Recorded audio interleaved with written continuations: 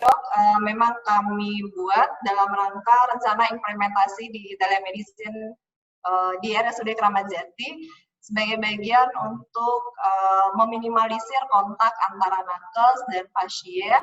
Dan tentu saja kami ingin tahu, Dok, seperti apa kewenangan klinis, regulasi yang terkait terhadap telemedicine ini, dan seperti yang disampaikan Ketua Komite Medik tadi, Dr. Zulfiatra Spesialis Syaraf, bagaimana nanti kesinambungan dari telemedicine ini pasca COVID. Karena kewenangan klinis yang dikeluarkan oleh MKEK setahu kami adalah sehubungan dengan adanya COVID, begitu Dok. Bapak Ibu sekalian, kita tahu amanat dari Undang-Undang Rumah Sakit pasal 36 menyatakan bahwa rumah sakit itu terdiri dari tata kelola rumah sakit dan tata kelola klinis. Alhamdulillah kalau tata kelola rumah sakit memang itu tugasnya manajemen, dan tata kelola klinis merupakan amanah yang diberikan kepada Ketua Komite Medik. Karena itu kami mengucapkan terima kasih yang sebesar-besarnya kepada Ketua Komite Medik, teman sejawat DPJP, seluruh RSUD Kramat Jati, teman sejawat dokter umum, dokter gigi yang begitu aktif di Komite Medik RSUD Kramat Jati, sehingga kita bisa melalui seluruh tahapan proses mulai dari pandemi COVID hingga saat ini kita untuk beradaptasi lagi pasca transformasi pelayanan di rawat inap, transformasi pelayanan di rawat jalan, dan kita maju selangkah lagi untuk telemedicine dan layanan antar obat. Mohon bimbingannya Dr. Pukofisa Prawiroharjo, dan sekali lagi selamat mengikuti Bapak Ibu penerapan telemedicine ini. Semoga nanti kita bisa tahu justifikasi ketika kita mengimplementasikan telemedicine ini. Akhirul kalam, kami memohon maaf apabila dalam penyelenggaraan kegiatan ini banyak hal-hal yang kurang berkenan atau tidak pada tempatnya. Terima kasih. Assalamualaikum warahmatullahi wabarakatuh. Selamat siang, salam sejahtera untuk kita semua. Terima kasih banyak Dr. Friana Asmeli Mars, selaku Direktur RSUD Kramat Jati. Langsung saja kita masuk ke narasumber yang pertama, Dr. Pukofisa Prawiroharjo. Selamat siang, Dok. Selamat siang. Ya, baik. Assalamualaikum warahmatullahi wabarakatuh. Waalaikumsalam warahmatullahi wabarakatuh. Waalaikumsalam warahmatullahi wabarakatuh. Ya, Dok. Jadi topik hari ini penerapan telemedicine atau konsultasi online di RSUD Kramat Jati ya, Dok. Telemedicine ini kan memang sekarang lagi booming banget ya, Dok, di era pandemi ini. Jadi kita mohon bimbingannya dari Dr. Pukofisa. Silakan, Dok, waktu dan tempat saya persilahkan.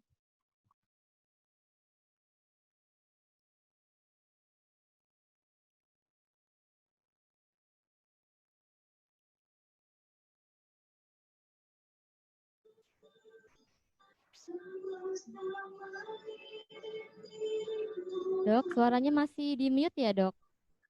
Masih mute ya? Iya, baik. Oke. Sebentar, saya masuk ruangan dulu. Oke. Sorry. Assalamualaikum warahmatullahi wabarakatuh. Selamat siang Bapak Ibu sekalian. Bahagia bisa berbagi dengan para dokter sekalian yang saya yakin banyak berjibaku ya dalam amal-amal soleh lah. Apalagi di masa pandemi gini, wah ini nambah amalnya. Karena pakai APD itu nambah amal juga. Walaupun nggak ada jasa medik pakai APD, tapi dijalankan. Jadi insya Allah balasannya dari Allah SWT ya, dari Tuhan Yang Maha Esa. Jadi Bapak Ibu sekalian, perkenalkan saya Dr. Pukofisa Prawiroharjo. Mungkin saya boleh sekali-sekali, boleh ya? Bisa ya? Boleh, Dok. Silakan, Dokter. Okay. Sehari-hari memang saya di Departemen Neurologi FKUI RSCM, Bapak Ibu. Namun di kesibukan yang lain adalah menjadi wakil ketua. Ya, saya sudah lama di MKK sekitar 15 tahun di MKK pusat ya, di pusat, dan saat ini diamanahkan oleh teman-teman semua, ya para prof, kebanyakan sih lebih senior dari saya, ya profesor dan para senior yang lain sebagai wakil ketua. Mungkin saya langsung saja start ya. Jadi tak kenal maka tak sayang, karena saya mau disayang, jadi kenalan dulu. Bercanda. Oke, nama saya ini, terus kemudian saya sehari-hari ya di sini, di FKW RSCM RSUI. Saya di wakil ketua DMKKID dan ini beberapa publikasi saya terkait yang menjadi topik hari ini ya. Jadi tentang saya pernah nulis di Jurnal Etik Kedokteran Indonesia dua artikel dan kemudian di Kodeki juga ya memang dimuat juga prinsip-prinsipnya ya. Jadi artikel pertama ini judulnya Layanan Telemedis di Indonesia, Keniscayaan, Resiko dan Batasan Etika, saya tulis tahun 2019, jadi sebelum pandemi, belum ada gosip-gosip ada corona itu, ya. Terus yang berikutnya adalah tinjauan etik layanan konsultasi daring. Ini juga sekitar 4 bulan setelahnya, jadi masih sebelum pandemi, belum dua-duanya di tahun 2019. Dan di luar itu MKK sendiri juga sudah bersikap, ada 2 fatwa yang kita keluarkan. Pertama adalah tentang secara umum ya, pelayanan kedokteran, kebijakan kesehatan, dan penelitian dalam konteks pandemi. Dan yang kedua adalah tentang fatwa layanan telemedis itu sendiri yang khusus. Ya, ini enggak sih, ini pakai presentasi yang kemarin. Jadi kalau dulu saya dapat dana, tapi saya mungkin dapat dana juga kali ya, saya nggak tahu juga sih. Tapi prinsipnya ya harus menyatakan disclaimer, ini bagian dari etika presentasi. Jadi saya independen terhadap studi presentasi, dan kalau ada benefit atau ada insentif ya tetap independen dari hal ini. Ini adalah milik pribadi, tidak serta-merta melalui institusi, meskipun saya mereferensi dari banyak institusi yang mengeluarkan sikap ya, termasuk MKK, Perkonsel dan seterusnya. Dan ini terbuka terhadap diskusi yang substantif. Kita tidak melihat ini sebagai satu keputusan yang saklek gitu ya, karena WHO saja yang level di dunia saja memang menghadapi pandemi ini menjadi banyak dinamikanya, sehingga dibutuhkan keputusan-keputusan yang sangat fleksibel dan dinamis ya. Bukan pelin-pelan, tapi memang dengan adanya fenomena baru, analisis yang baru, kemudian penelitian yang baru, itu membuat sikap-sikap yang dinyatakan menjadi berbeda. Ya. Jadi sebenarnya Bapak Ibu sekalian, kita sudah bertelemedis sehari tanpa disadari ya. Kalau di perdefinisinya di surat edaran Menkes itu ya, dan juga di Perkonsil dinyatakan bahwasanya telemedis itu sebenarnya juga meliputi ini ya. Jadi pertama ya, kalau misalnya dulu kita, kalau saya mungkin pribadi ya, sering jaga on call ya di FKUI ya. Saya yakin juga mungkin di beberapa rumah sakit juga karena keterbatasan SDM sehingga tidak ada semacam jaga malam secara fisik gitu ya. Tapi yang ada adalah untuk yang spesialis terutama ya. Tapi yang ada adalah on call ya, kecuali kalau memang SDM-nya mumpuni secara kuantitatif ya, biasanya ada jaga malamnya. Sehingga sebenarnya yang dilakukan dokter on call di IGD menelpon ke spesialisnya, yaitu sebenarnya bertelemedis itu sebenarnya. Ya, terus kemudian dokter membagi nomor HP ke pasien. Ini mungkin di antara kita ada yang suka begini. Saya juga pribadi begitu. Saya suka membagi-bagi nomor HP ke pasien. Dan kemudian masalahnya, bukan masalahnya, sebenarnya nggak masalah buat saya. Tapi kemudian pasien menjadi punya akses yang baik ya untuk menanyakan kondisi medisnya, bahkan kadang-kadang minta saran obat gitu. Maka ketika kemudian kita memberikan saran obat itu, sebenarnya kita sedang bertelemedis ya. Atau ketika kita membuat satu pendapat medis, maka sebenarnya itu telemedis itu sendiri. Gitu. Kemudian kalau kita ditanya keluarga atau kenalan, mungkin kita ada di keluarga besar ya, karena kenal tuh omnya, tantenya, atau siapa, dokter gitu ya. Dokter di rumah sakit umum daerah Jakarta lagi kan keren, PNS Pemda, remunnya banyak, amin ya. Nah itu itu suka ditanya tuh sama ponakan kita, sama adik kita, mungkin yang lain dan seterusnya. Dan kemudian minta saran obat, nanyanya lewat WA atau yang lain. Nah ketika kita menjawab, ya itu sebenarnya telemedis juga. Radiologi, konsultasi di lab dan seterusnya. Jadi sebenarnya kita tanpa disadari sudah bertelemedis. Sudah, dan kita tidak pakai Fasiankes loh, ini beneran pakai WA sendiri. Maksudnya nggak pakai misalnya rumah sakit, oh ini harus hubungin dulu ya call center rumah sakitnya baru bisa kontak saya gitu, kan nggak gitu juga. Kalau om kita, tante kita, berobat ya udah, masa pakai jalur harus ngubungin call center rumah sakit dulu, ya, dan seterusnya. Nah, layanan telemedis dewasa ini, jadi pertama adalah sadar itu dilakukan tanpa disadari. Meskipun kita bicaranya adalah apakah mutunya sudah tepat ya, kendali mutunya sudah dilakukan dengan baik atau tidak. Gitu.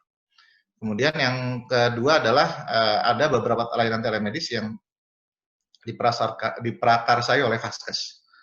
Nah, cuma masalahnya gini, telemedis itu dua hal ya. Jadi kalau kita bicara dari mutu klinis, termasuk yang ini adalah menjadi kewenangannya dari komite medik ya, dan tentu saja dokter rumah sakit sebagai penanggung jawabnya. Secara umum ya, dari sisi pasien safety dan seterusnya, itu kan harus ada korelasinya. Namun mutu cybernya gimana gitu. Misalnya contoh rumah sakitnya mendevelop telemedis memakai WA. WhatsApp itu bukanlah aplikasi yang menjanjikan kepada penggunanya untuk menjaga rahasia medis, itu tidak ada dalam term and condition-nya itu tidak ada, atau agreement-nya itu tidak ada sama sekali. Ketika kita install WA kan biasanya suka ditanya tuh, do you agree with term and condition, biasanya panjang tuh, kita biasanya nggak baca sih. Ya, tapi yakinlah itu tidak ada. Mereka cuma menjanjikan end-to-end encryption, tapi tidak ada urusannya dengan penjagaan rekam medik gitu. Tidak juga ada sertifikasi khusus, misalnya contoh seperti itu. Sehingga ya kita perlu bertanya, apakah ketika Vaskes memprakarsai telemedicine ini juga memperhatikan mutu-mutu hal tersebut ya. Dan ini kaitannya nanti hal-hal yang nanti kita jelaskan kemudian. Berikutnya adalah kalau misalnya telemedicine dijalankan oleh platform digital profesional komersil, yang sudah banyak sekarang ya, pemainnya udah sekitar belasan ya, kalau nggak salah, udah 20-an saya kurang tahu. Jadi saya terakhir kali diikutkan juga di atensi itu, jadi kayak asosiasi telemedis itu, saya mendapatkan info sudah puluhan ya, jadi udah banyak. Meskipun yang mungkin terkenal dan banyak iklannya hanya beberapa, tapi pemainnya sudah banyak. Namun sekali lagi mutu lainnya seperti apa? Nah, terus kemudian di prakarsa perhimpunan juga ada nih, ya, tapi juga mutunya seperti apa? Nah, oleh karena itu memang untuk mutu telemedis itu harus memperhatikan dua hal, ya, mutu klinisnya dalam dan kesehatannya dengan mutu cybernya. Nah, tapi dari sisi pasien atau pengguna, pertama yang sangat diuntungkan oleh pasien telemedis ini adalah mereka yang mobilisasinya kurang, ya, imobilisasi. Ya misalnya patah tulang kronik atau gimana misalnya, terus belum berani operasi dan seterusnya, masih mikir-mikir, atau stroke gitu dan seterusnya ya disabilitas berat yang itu membuat jadi bedridden, itu sangat diuntungkan ya, karena saat ini juga meskipun misalnya dengan BPJS ya sebagai salah satu pembiayaan terbesar di Indonesia ya, kita tahu bahwa BPJS belum mengcover mobilisasi dari maksudnya kita contoh orang ini bedridden terus kemudian membutuhkan layanan yang lebih jauh ya, itu belum di cover BPJS. Yang ada adalah program pemerintah, misalnya yang saya pahami Pemda DKI juga bagus sekali membuat ada beberapa seperti itu ya, mungkin saya kurang tahu detailnya, tapi mungkin yang saya pahami ada gitu. Nah itu diuntungkan dengan telemedis ini gitu ya, karena dia tidak kalau misalnya itu satu hal yang penyediaan aksesnya menjadi sulit, maka ini bisa diuntungkan dengan adanya telemedis. Yang kedua adalah memang menjadi kebutuhan dasar di masa pandemi. Kita sangat sadar, meskipun belum ada survei yang sangat berskala besar ya, memang pasien tuh banyak yang takut ke rumah sakit ya. Kita apalagi kalau pasien-pasiennya kalau dokter sekalian menanganinya kebanyakan misalnya di lansia, yaitu lansia sangat takut sekali untuk ke rumah sakit, banyak seperti itu. Sehingga ya, tapi di sisi lain dia tetap butuh advis medis dari kita, maka ini menjadi suatu kebutuhan dasar di masa pandemi ini. Yang ketiga adalah terbiasa ada pasien yang sudah berobatnya biasa di vaskes tertentu ya. Vaskesnya sudah mengembangkan telemedis. Nah, itu alhamdulillah, itu rezekinya dia. Tapi problemnya bagaimana kalau misalnya dia datangnya ke vaskes yang belum mengembangkan telemedis, itu sedihnya dia. Gitu. Jadi ya ini artinya alhamdulillah kalau nanti jejaring RSUD di Jakarta setidaknya Keramat Jati ya, Mas Gus Yatra ya, itu mau mengembangkan telemedis itu bagus sekali karena saya tahu size-nya pasien itu di RSUD itu banyak gitu, jadi insya Allah menjadi program yang maslahat lah, insya Allah gitu ya. Terus kemudian punya uang atau tidak punya uang ya, meskipun yang saya kenali ini sekarang sudah mulai ada BPJS sudah mulai progresif ya membuat kebijakan untuk akhirnya kalau saya tidak salah mengcover ya apa sebagian atau apa seluruhnya saya tidak tahu tentang telemedis ini. Jadi kebetulan memang inisiatornya itu klinik swasta sebenarnya.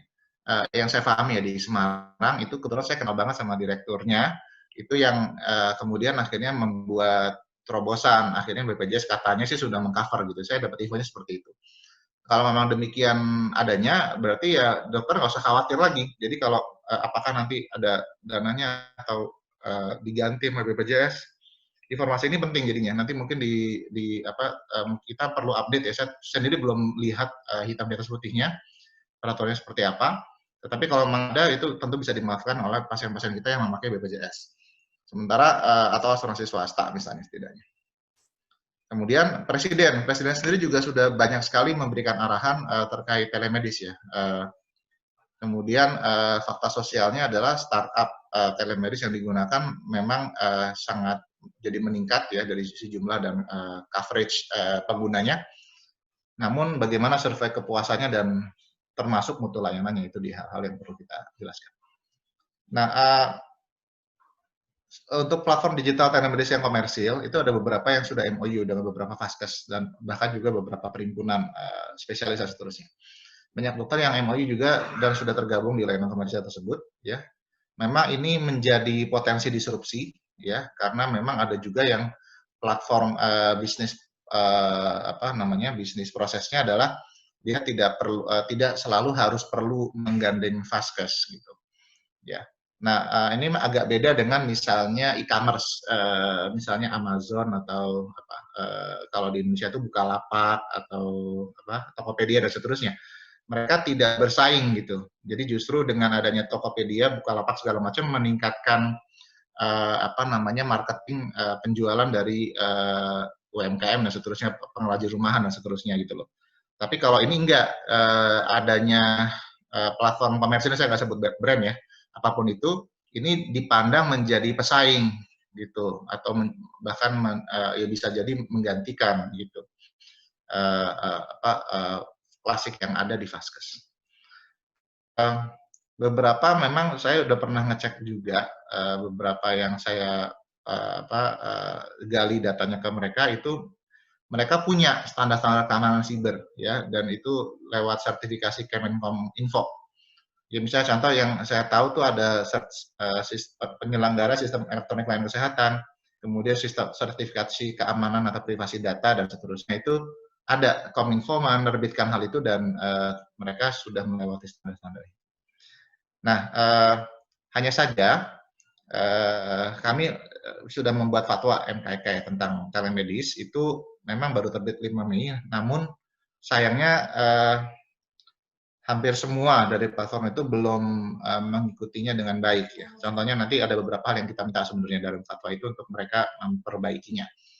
Salah satunya adalah dihadirkannya satu komite medik di internal mereka gitu yang independen. Itu belum banyak yang punya. Nah, belum ada regulasi, masalahnya juga belum ada regulasi spesifik terhadap platform kecuali saran dari fatwa. Karena biar gimana kan MKK tuh kita bukan lembaga hukum atau otoritas negara ya. Sehingga regulasi kita tidak mengikat bentuknya gitu. Kecuali kalau yang membuat ini adalah Menteri Kesehatan atau misalnya atau yang lain atau dinas kepala dinas mungkin bisa mengikat. Ya, tetapi karena kami di MKK ini bukan seperti itu, kita bisa dibilang disebut adalah belum ada regulasi spesifik. Ini ada beberapa arahan dari Pak Presiden sendiri ya, yang saya kutip dari artikel online, memang banyak sekali.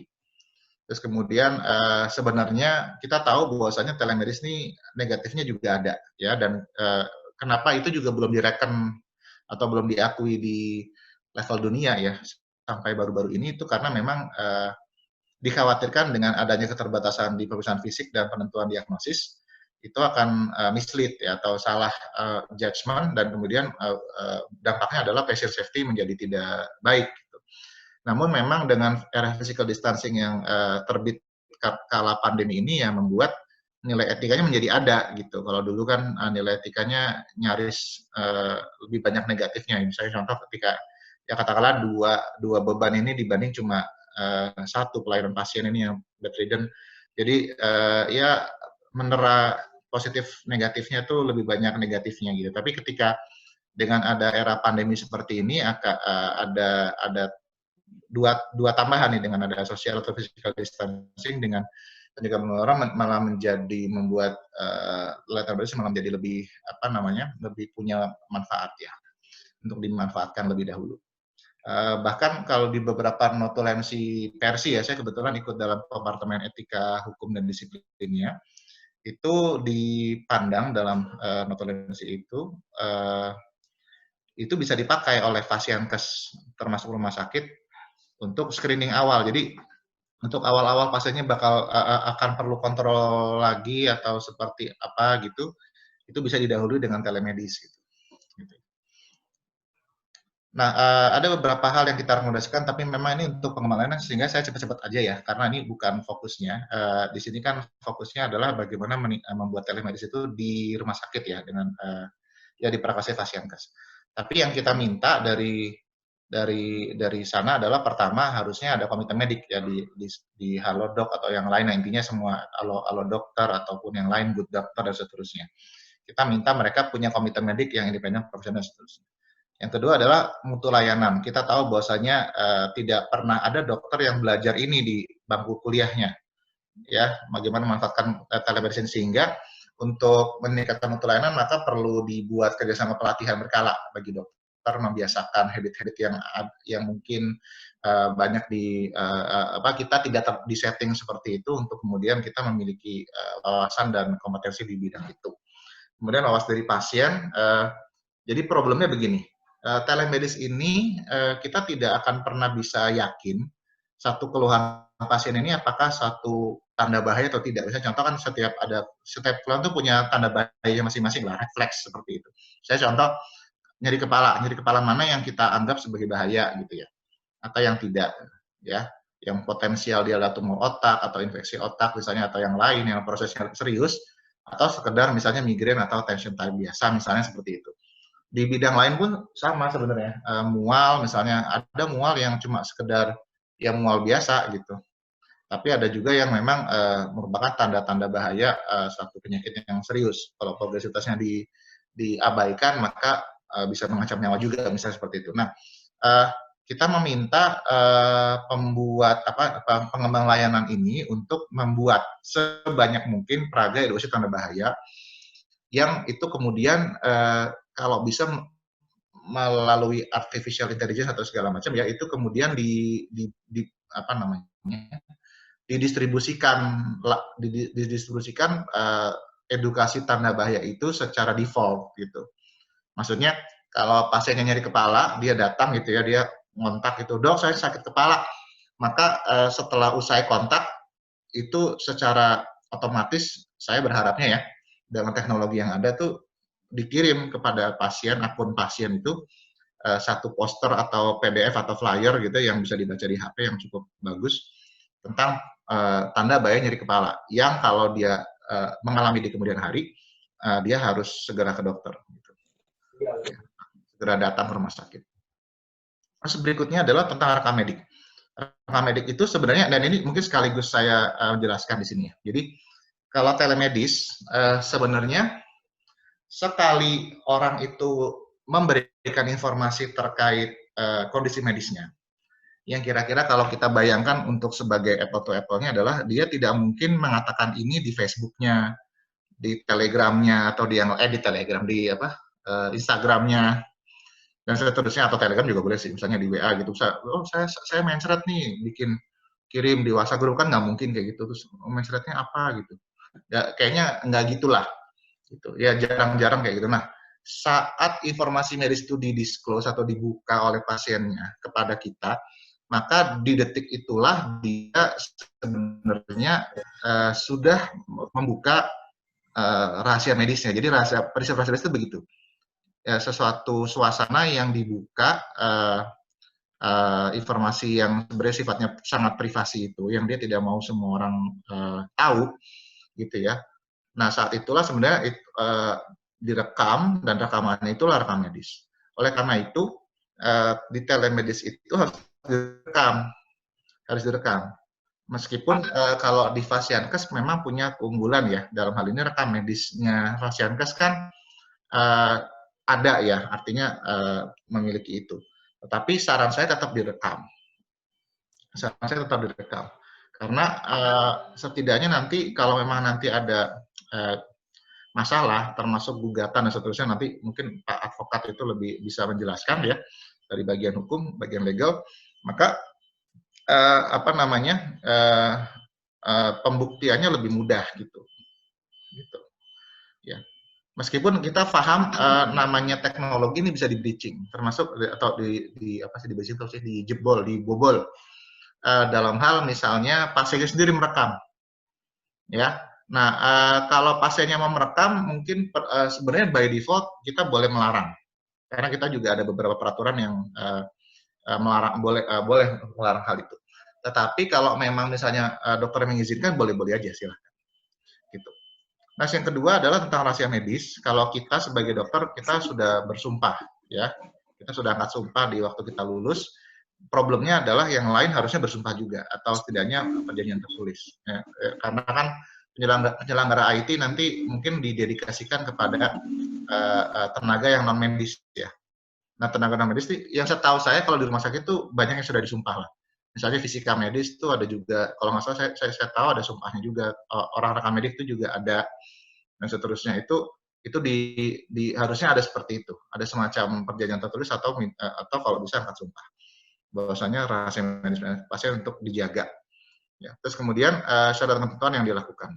Oke. Nah, ini boleh menarik jasa praktek. Ini tetap bicara konteksnya adalah saran kami kepada pengembang telemedis ya. Tapi tentu saja kalau di rumah sakit ya tentu sudah biasa melakukan hal ini. Nah, kalau untuk telemedis yang terkait Fasiankes termasuk rumah sakit, maka seperti apa? Yang pertama adalah bisa dipakai untuk penyaring awal. Apakah memang butuh ketemu fisik, ya? Misalnya contoh pasiennya sudah biasa kontrol dengan darah tinggi dan gula, ya. Apakah misalnya cukup dengan teruskan obat-obatannya? Siapa tahu memang nggak perlu ke rumah sakit. Misalnya dia punya tensi digital atau glukometer digital, ya, yang dia proaktif terhadap kesehatannya. Kita diupdate tentang hal itu.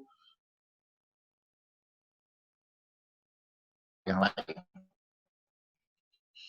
Ya, jadi kemudian ada screening awalnya kita bilang oke, ini datanya saya cukup yakin secara klinis bahwa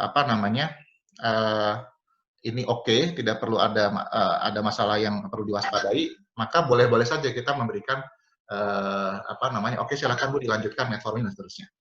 Nah, kalau misalnya pasiennya pernah berobat dan dalam posisi misalnya DPJP-nya tidak ada di tempat, ya, misalnya udah pulang atau apa ya, misalnya pasiennya butuh advis yang segera ya, misalnya dia habis minum obat kita tadi pagi ketemu, terus dia mencret misalnya, terus kemudian butuh info gitu.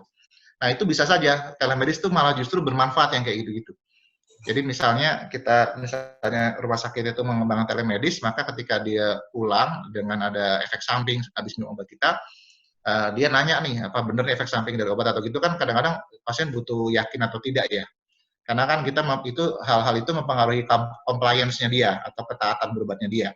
Kalau nanti dia semudah itu memberikan kesimpulan semuanya dari obat yang diminum, maka ya biasanya compliance-nya nggak bagus, itu sebulan bisa nggak diminum obatnya. Masalahnya obat itu kan pasti punya indikasi medis ya, dan bisa jadi berantakan semua strategi atau niat baik yang kita berikan kepada pasien, hanya gara-gara pasiennya tidak compliance.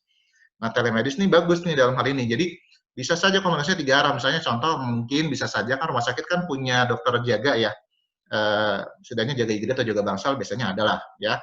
Nah, misalnya yang seperti itu kalau mau dibuat satu layanan telemedis yang di malam hari ya, boleh aja dan kalau memang SDM juga setuju ya, tapi prinsipnya ini harus dimusyawarahkan dengan baik. Di komite medik juga harus mengadakan rapat dengan seluruh dokter ini, boleh aja. Dan kemudian kalau memang itu dilakukan, maka misalnya DPJP sebelumnya yang memberikan obat bisa dihubungi, dan nanti dokter yang ada standby di tempat dia bisa buka akses rekam mediknya dan kemudian menuliskan update terkait apa yang ada pada pasien gitu. Misalnya dia jadi mencret atau muntah setelah minum obat kita, itu dituliskan, dan kemudian dokter katakanlah penyakit dalamnya atau yang lain, oh iya ya oke, kalau gitu stok obat ini obat A, maka dituliskan, itu bisa dituliskan dengan baik. Ketimbang misalnya hanya lewat WhatsApp atau yang di mana, itu kan hal-hal itu tidak tercatat ya, nanti bisa jadi masalah misalnya contoh gitu. Tapi kalau dengan kayak gitu kan tercatat di rekam medik, maka sebenarnya jauh lebih safe gitu. Makanya sebenarnya telemedicine yang dipakai pasien ini potensial bagus sekali untuk menghadirkan pasien safety sebenarnya kalau kita bisa manage dengan baik. Namun kalau memang pasien baru yang artinya tidak pernah ada datanya di rumah sakit kita, maka hati-hati karena sebenarnya ini nggak ada bedanya resikonya dengan pasien itu misalnya ke Halodoc atau yang lain. Sama aja, kita nggak kenal pasiennya, nggak pernah lihat, nggak pernah PF juga, maka ini yang perlu hati-hati. Dan ini saran hati-hatinya adalah tadi salah satunya adalah kalau bisa rumah sakit membuat atau semacam komite medik atau tim SMF ya, SMF masing-masing membuat red flags of symptoms atau signs gitu. Jadi misalnya SMF neuro mungkin bicara tentang red flags of headache atau red flags of vertigo misalnya, yang penyakit dalam misalnya red flags of nausea atau red flags of apa misalnya yang lain. Itu bagi-bagi tugas aja, dan itu yang kemudian kalau dia apa istilahnya, dia kemudian ada pasien baru seperti ini, maka secara otomatis itu informasi red flags itu diberikan kepada pasien. Nah, komite medik apa yang bisa dilakukan? Jadi pertama adalah status tanda registrasi tiap dokter harus pastikan aktif, ini terutama memang yang dikembangkan pengembang ya. Tapi kalau di rumah sakit sih saya yakin by default sudah dilakukan ini semua. Ya, credentialing, pengaturan kewenangan klinis, termasuk tadi pertanyaannya apakah perlu ada rekredensial? Boleh saja. Jadi bentuknya boleh penambahan clinical privilege, boleh, karena itu memang bahasa itu yang dipakai oleh Perkonsil 74 2020. Jadi memang kita dianggap berkompeten ya terhadap telemedis yang diprakarsai Fasiankes, as long as diprakarsai Fasiankes.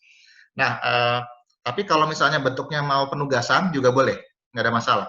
Atau dua-duanya nggak masalah. Jadi misalnya bentuknya kalau di Permenkes, saya lupa nomornya berapa ya tentang komite medik itu, dia menjelaskan bahwa ada sifatnya clinical credentialing gitu ya, clinical privilege, ada juga clinical appointment. Nah, appointment itu penugasan dari direktur biasanya. Jadi memang ditugaskan kepada beberapa orang atau bahkan semua dokter, boleh menolak, boleh enggak ya, silahkan sebenarnya, tapi itu diselesaikan internal saja, mana yang akhirnya mau ikut dalam program telemedis rumah sakit gitu. Ya. Jadi tapi untuk backup mungkin bagusnya memang dua-duanya. Jadi clinical appointment-nya ada, penugasannya ada dari direktur, kemudian di provide juga dengan clinical privilege yang dibuat oleh rumah sakit. Nah, kemudian harusnya ada program pendampingan itu, saya yakin ini udah by default. Nah, kalau audit medik ini mungkin penting ya, khususnya kalau yang komplain sama obat kategori lingkaran merah nih, misalnya memang diberikan ya. Sebenarnya ini memang saya kasih warna merah karena begini, di Perkonsil 74 2020 tentang telemedis itu, Perkonsil sebenarnya arahnya melarang pemberian lingkaran merah lewat telemedis. Tapi begini, kita coba, tapi ini terus terang ya, ini pemikiran kami saja ya, mungkin saya pribadi, dan tapi ini waktu saya sampaikan di rapat MKK, profesor yang lain juga setuju.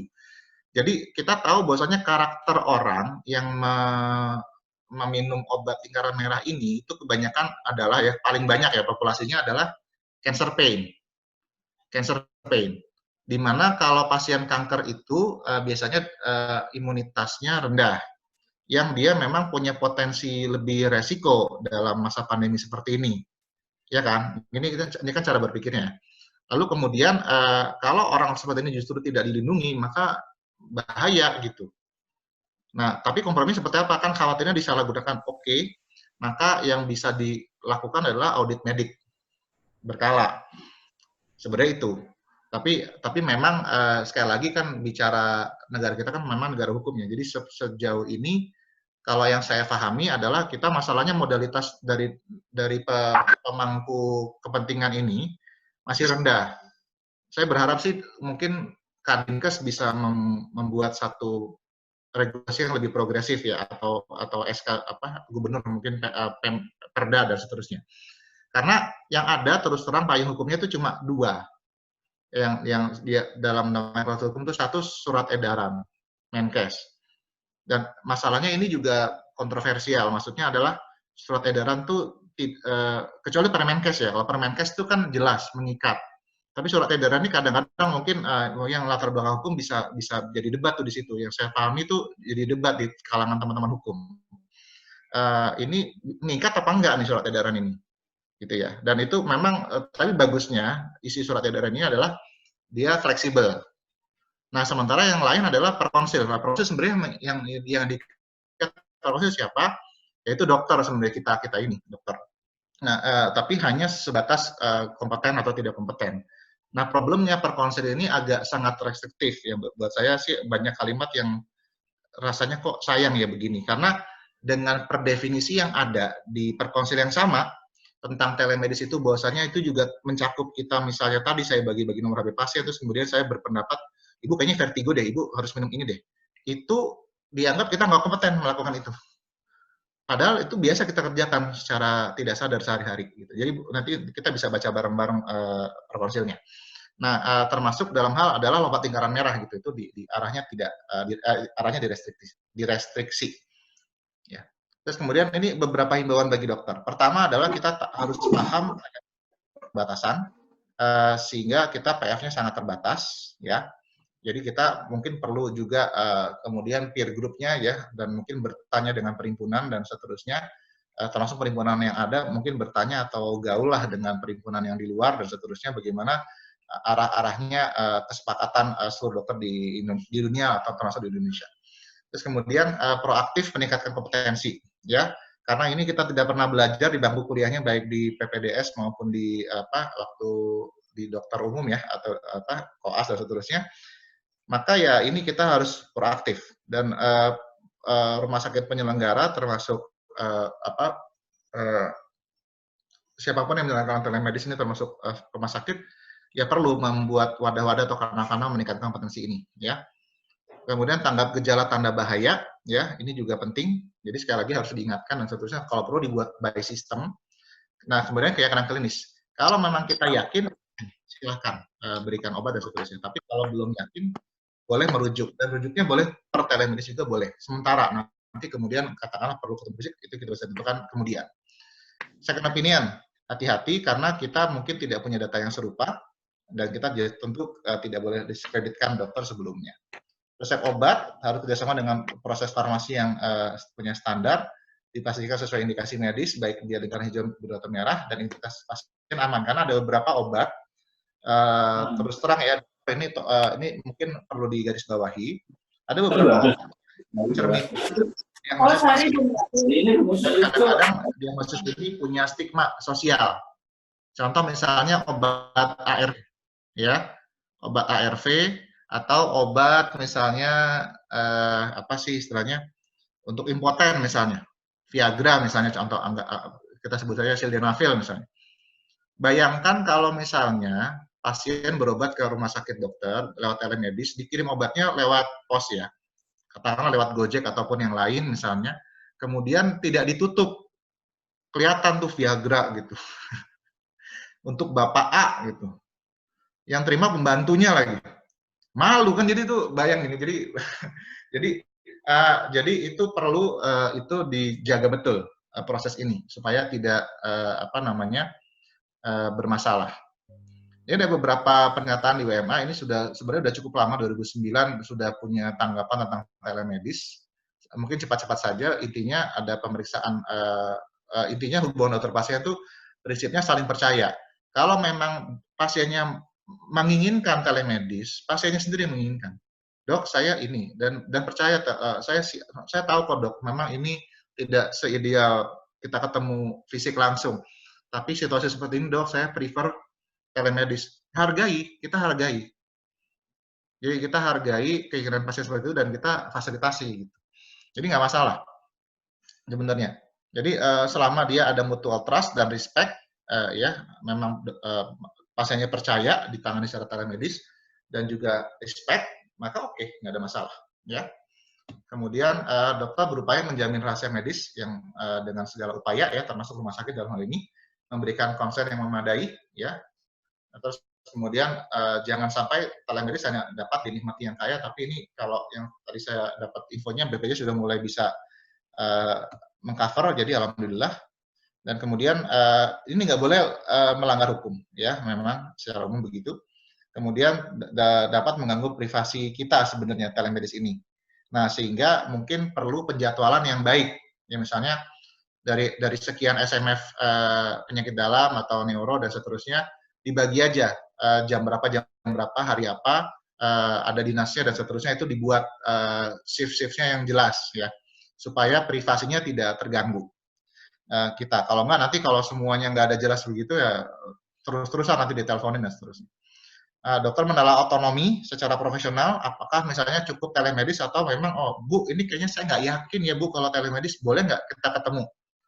Fine, itu boleh, itu independensi otonomi profesi dokter dan jangan ragu menyatakan itu kalau memang kita ragu, ya nggak ada masalah. Itu pasien juga sangat paham terkait hal itu.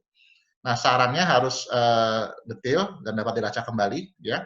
Kemudian bila keputusan dapat dibuat menggunakan telemedis, maka mempertimbangkan sistem yang tepat, karena telemedis itu contohnya maksudnya gini, kan dia bisa hanya voice call, dia juga bisa chat, dia juga bisa video call. Kira-kira mana yang tepat? Nih, misalnya contoh, dok saya panuan gitu, apa gatal nih di ini. Kira-kira apa? Masa chat doang? Chat nggak bisa dong. Atau cuma foto aja? Foto bisa nggak kira-kira? Bisa jadi, bisa tidak. Tapi kalau misalnya kalau misalnya dia kayak tremor misalnya, atau kayak, dok saya kejang-kejang nih, tapi kita kan bingung nih, kejang apa tremor atau apa ya, misalnya gerakan kayak gitu kan kita nggak tahu. Mungkin video call.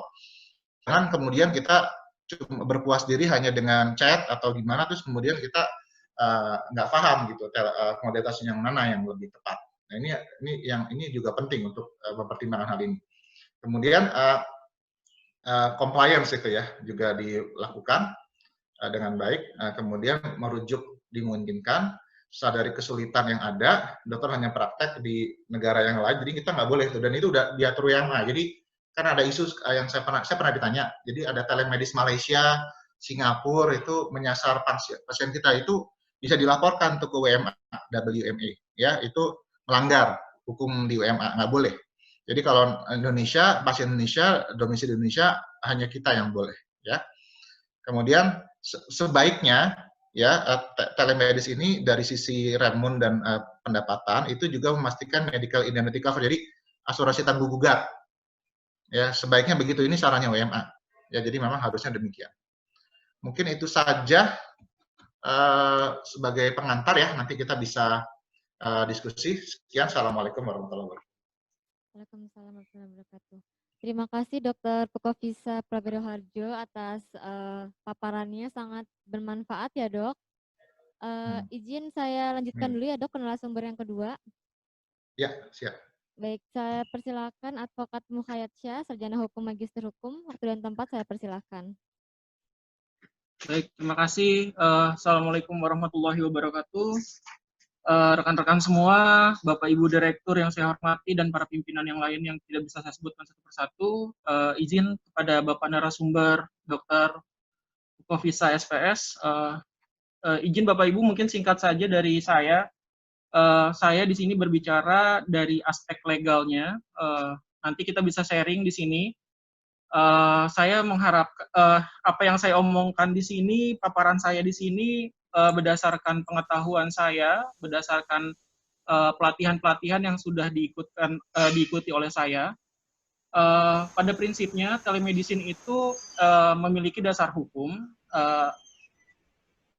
Salah satunya adalah Peraturan Menteri Kesehatan Nomor 4 Tahun 2018 tentang kewajiban rumah sakit dan kewajiban pasien, kemudian Peraturan Menteri Kesehatan Nomor 20 Tahun 2019 tentang penyelenggaraan pelayanan telemedicine antar fasilitas pelayanan kesehatan, Kemudian Surat Edaran Menteri Kesehatan nomor HK0201 Menkes 303/2020 tentang penyelenggaraan pelayanan kesehatan melalui pemanfaatan teknologi informasi dan komunikasi dalam rangka pencegahan penyebaran coronavirus disease COVID-19. Kemudian Peraturan Konsil Kedokteran Indonesia nomor 74 tahun 2020 tentang kewenangan klinis dan praktik kedokteran melalui telemedicine pada masa pandemi COVID-19. Nah, ini adalah dasar hukum yang menjadi perhatian.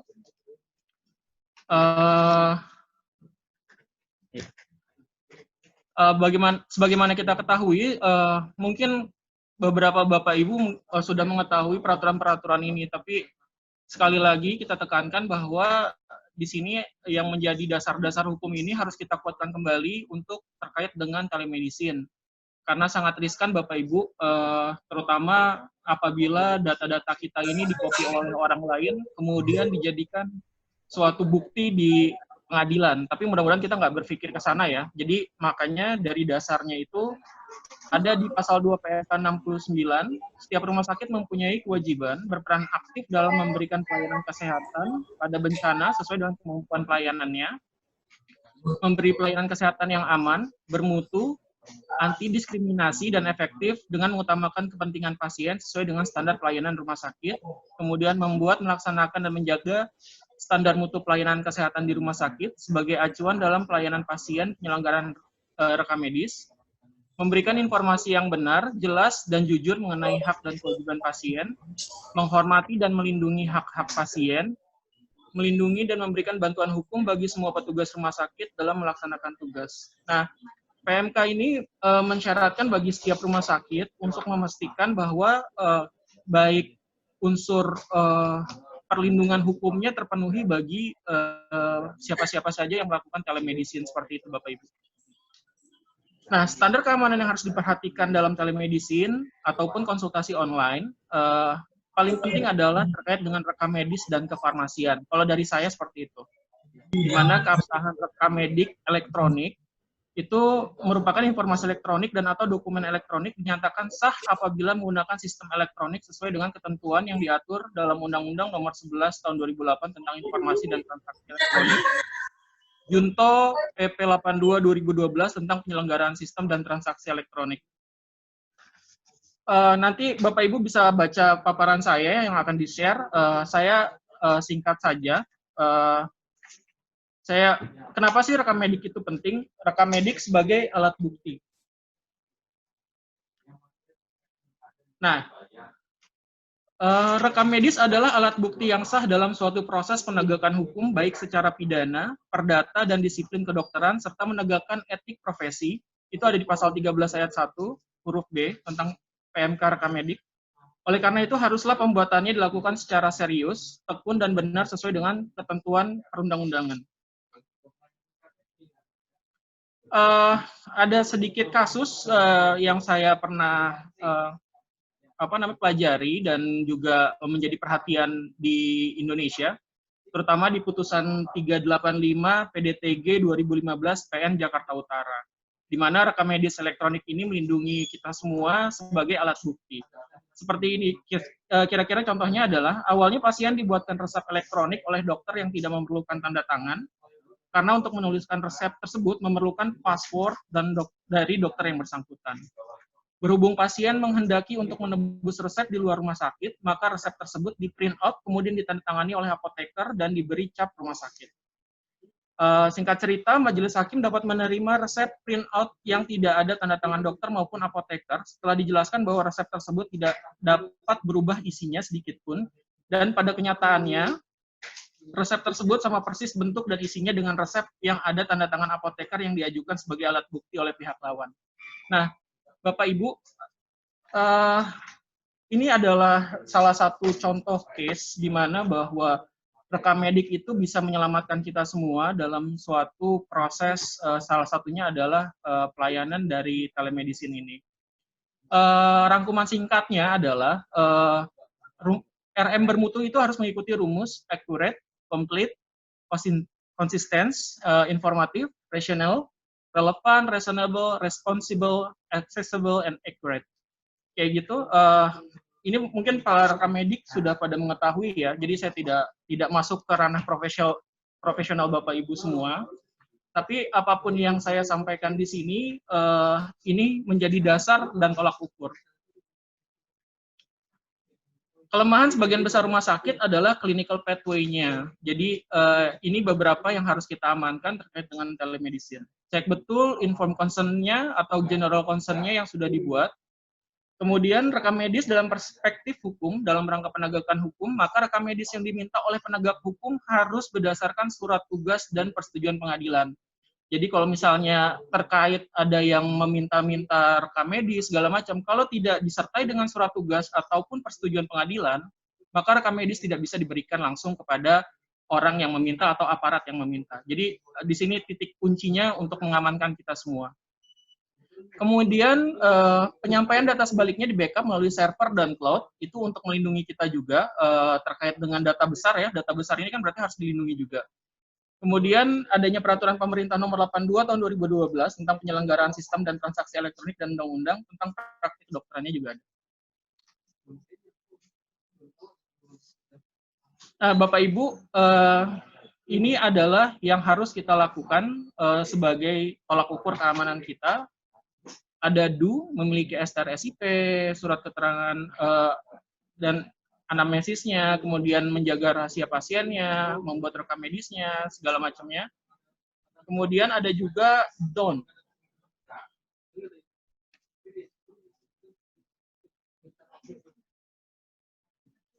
Nah, ini juga menjadi syarat-syarat yang harus kita perhatikan. Jadi, apa sih yang harus kita perhatikan lagi, Bapak Ibu? Terutama adalah saya menyinggung sedikit tentang disclaimer awal. Jadi pada saat kita melakukan video teleconference atau telemedicine ini, Bapak Ibu sekalian, dalam sistem sebelum melakukan komunikasi dengan pasien, harus juga memastikan klausul hukumnya. Misalnya contoh ya, segala bentuk video, rekaman percakapan atau suara, ataupun bentuk data maupun tulisan elektronik, selama proses dari hasil telemedicine tidak bisa menjadi bukti hukum karena hanya bersifat konsultasi tanpa pemeriksaan lebih lanjut. Nah, kira-kira seperti itu disclaimer-nya. Bapak Ibu boleh berkreasi sendiri, tergantung mungkin kalau di rumah sakitnya ada legalnya, bisa berkoordinasi dengan legalnya. Saya rasa itu Bapak Ibu semua, saya tidak menyentuh masalah lebih ke dalam profesional Bapak Ibu masing-masing, tapi dari segi hukum, yang bisa mengamankan kita adalah satunya adanya regulasi. Ada juga beberapa pertanyaan yang masuk ke saya. Kalau ini kan rata-rata dasar hukumnya hanya untuk selama pandemi COVID. Gimana tuh Pak? Kalau saya melihat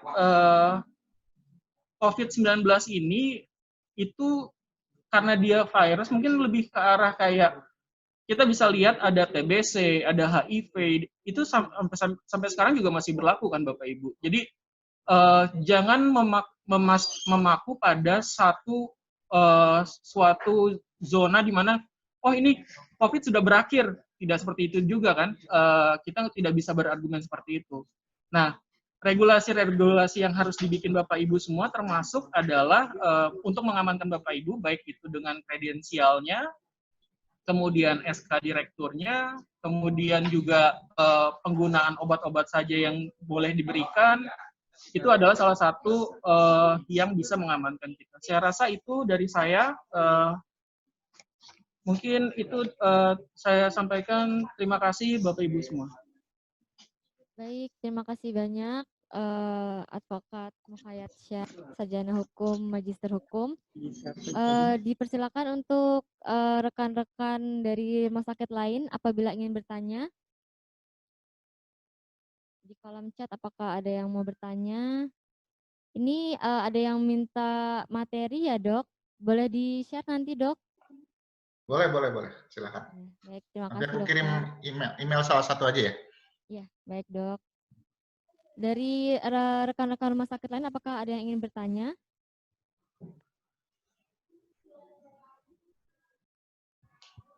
Kalau belum ada dari rumah sakit lain, boleh dari rumah sakit kami ya.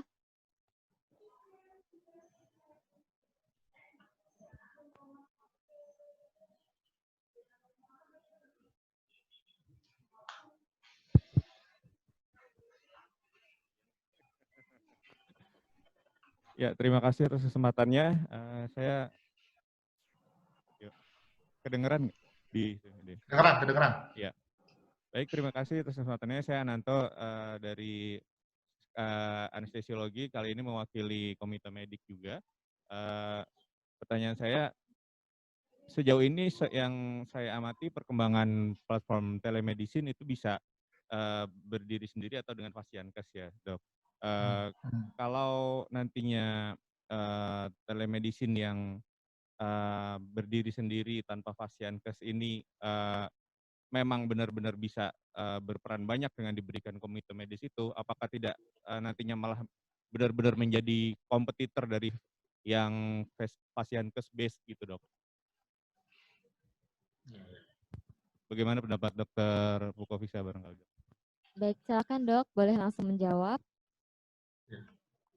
Baik, terima kasih Dokter Ananto. Jadi memang dijelaskan potensi disrupsinya ada memang.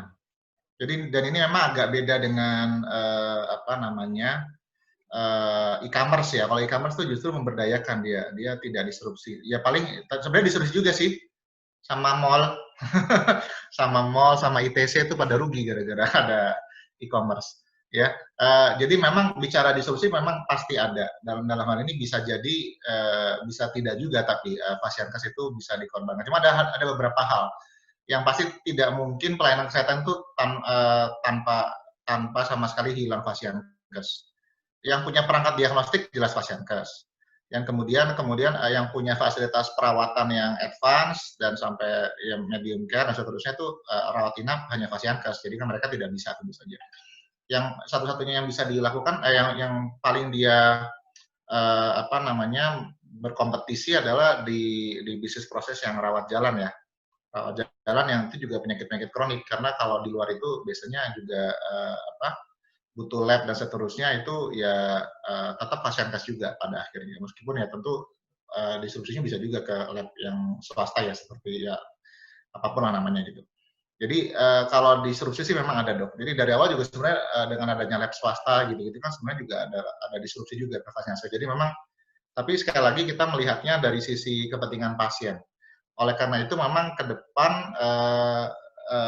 kita juga perlu edukasi pasien kita. Ya, dia sebenarnya sih bisa saling berjenjang ya. Kalau misalnya katakanlah Pasienkesnya bisa bekerja sama dengan baik dengan platform swasta tadi ya, maka ketika pasiennya butuh untuk dirawat dan seterusnya tuh ya bisa dengan Pasienkes kita pada akhirnya, kan mereka nggak bisa melakukan itu.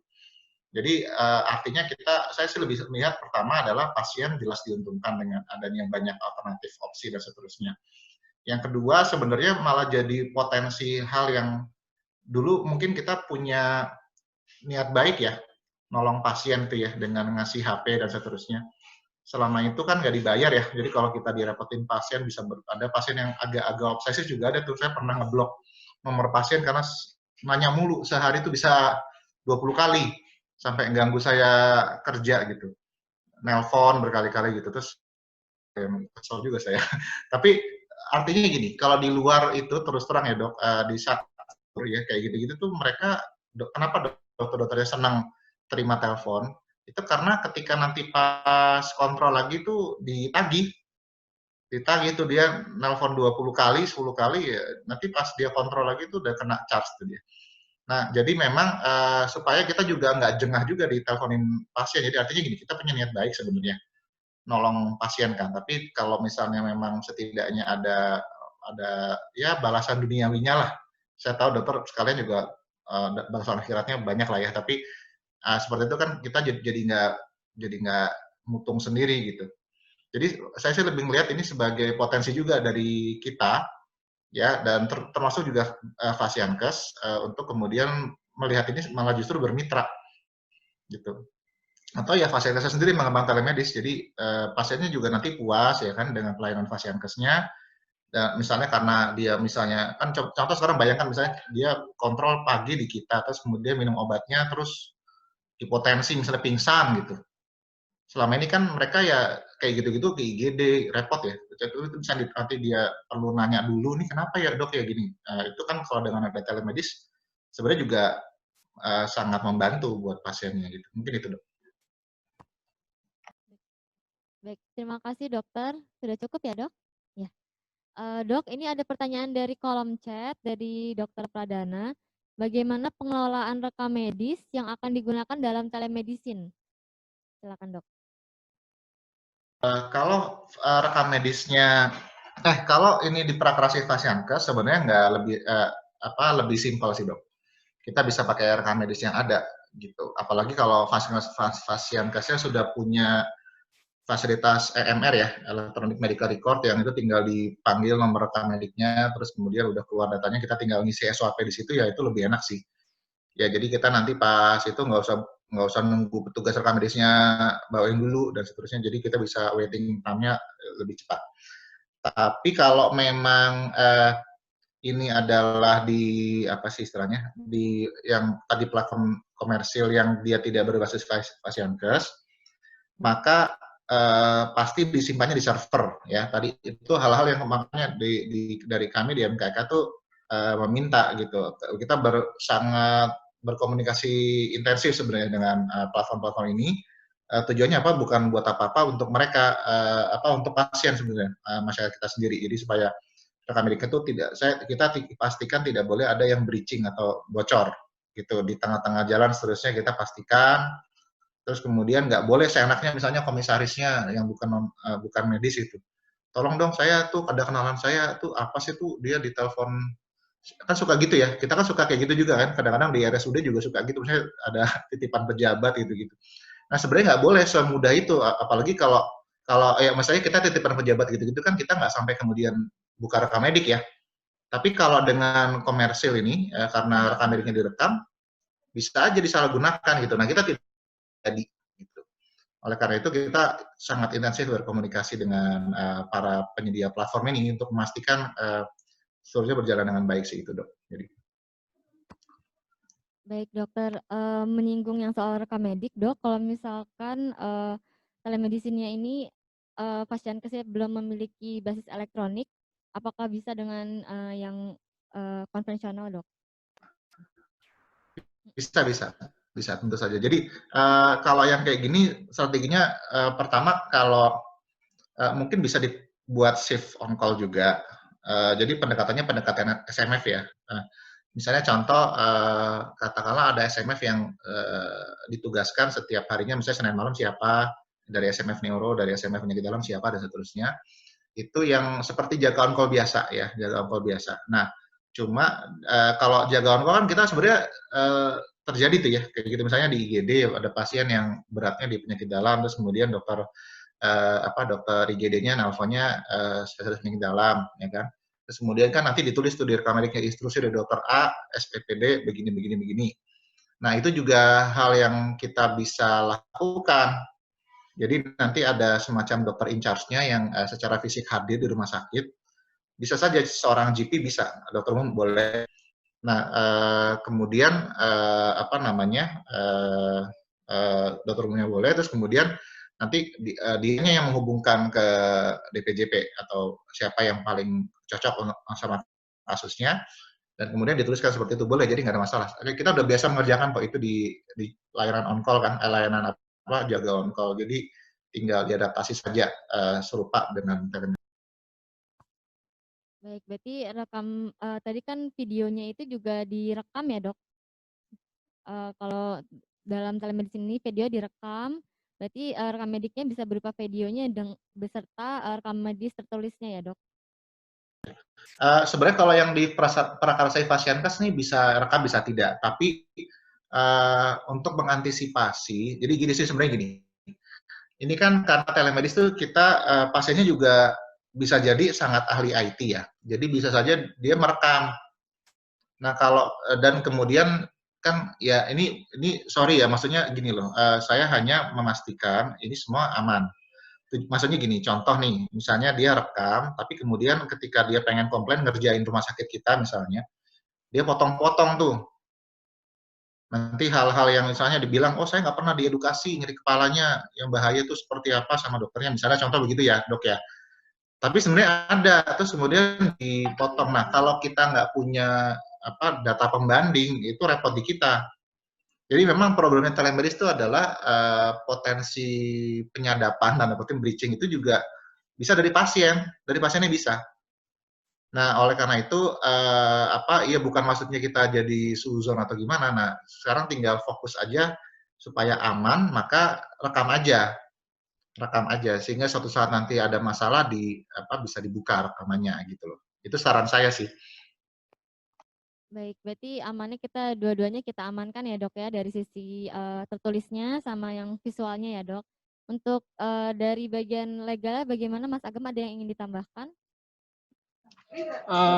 Pada prinsipnya sama sih, semakin data yang kita miliki itu semakin detail, semakin runut, artinya dokumen-dokumen kita lengkap secara administratif. Nah ini kan banyak terkadang SDM yang kita miliki ini kurang detail dan teliti ya, mungkin karena kesibukan banyaknya pasien dan sebagainya macamnya. Tapi pada saat ini masuk ke telemedicine, dia punya bukti yang otentik, yang akurat, bagaimana seorang dokter mengungkapkan masalah-masalah kesehatannya, kemudian rahasia-rahasianya. Itu jadi pada saat bisa jadi kalau misalnya saya orang awam, saya membandingkan dengan dua dokter pada saat yang satu dengan telemedicine, yang satu lagi saya bandingkan lagi penyakit saya dengan dokter lain, itu kan juga bisa menjadikan permasalahan hukum baru gitu. Nah, bagaimana edukasi seperti itu lengkap dan dokternya pun menyalin rekam medis dengan baik dan benar, itu yang mengamankan kita sih, saya rasa itu sih. Baik, terima kasih Mas Agam. Di sini ada pertanyaan lagi dok dari RSUD Kramat Jati. Silakan Dr. Hendras, dipersilakan.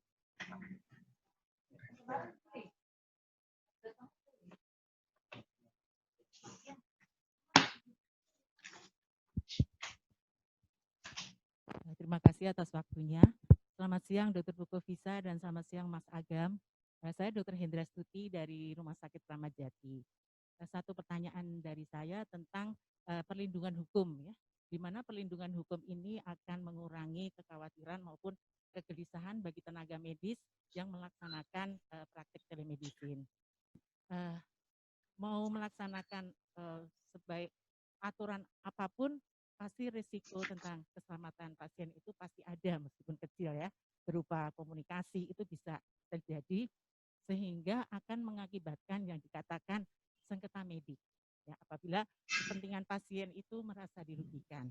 Sedangkan penyelesaian sengketa medik itu bisa diselesaikan melalui jalur NKEK, NKDKI maupun hukum ya, hukum baik perdata, pidana maupun perlindungan konsumen.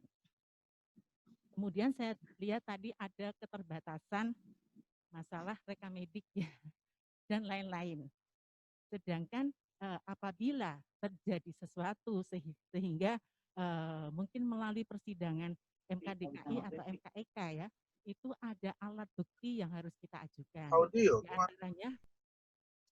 Di antaranya mungkin clinical pathway, audit medik, audit klinik, clinical privilege, tata kelola rumah sakit, tata kelola klinik, dan satu lagi rekam medik.